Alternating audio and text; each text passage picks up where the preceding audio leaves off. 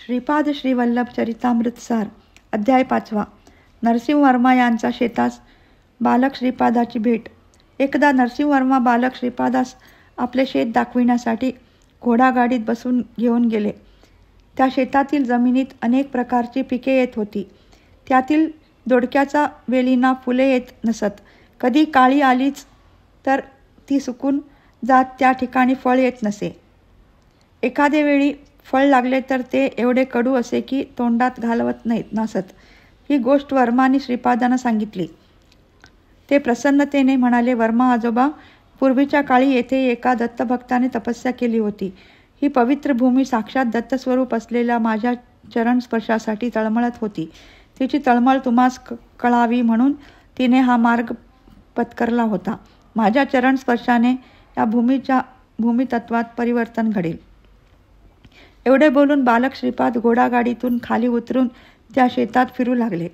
त्याचवेळी तेथे काही चंचू आदिवासी युवक युवती आल्या. त्या सर्वांनी श्रीपाद प्रभूंना मोठ्या श्रद्धाभावाने नमस्कार केला. श्रीपाद प्रभू वर्मा आजोबांना सांगू लागले, आजोबा, हे सर्व चंचू लोक नरसिंह अवताराशी संबंधित आहेत. ते महालक्ष्मीला आपली बहीण मानतात. नरसिंह वर्मा त्या चंचू युवकांना म्हणाले, आम्हाला भगवान नरसिंह आणि महालक्ष्मीचे दर्शन होऊ शकेल काय? ते चंचू युवक म्हणाले, त्यात काय कठीण, आम्ही त्या दोघांना येथे घेऊन येतो. असे सांगून ते युवक निघून गेले. थोड्या वेळातच ते नरसिंह भगवान आणि माता महालक्ष्मीस घेऊन आले.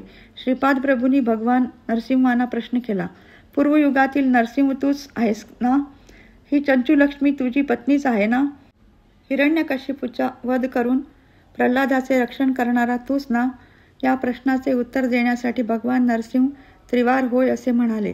यानंतर काही क्षणातच त्या उभयतांनी ज्योतिरूपात श्रीपाद प्रभूच्या अंतरंगात प्रवेश केला.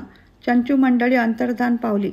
अशा अनेक अद्भुत अनाकलनीय लीला श्रीपादांनी बाल्यावस्थेत असतानाच केल्या. श्रीपादराजम शरणम प्रपद्ये.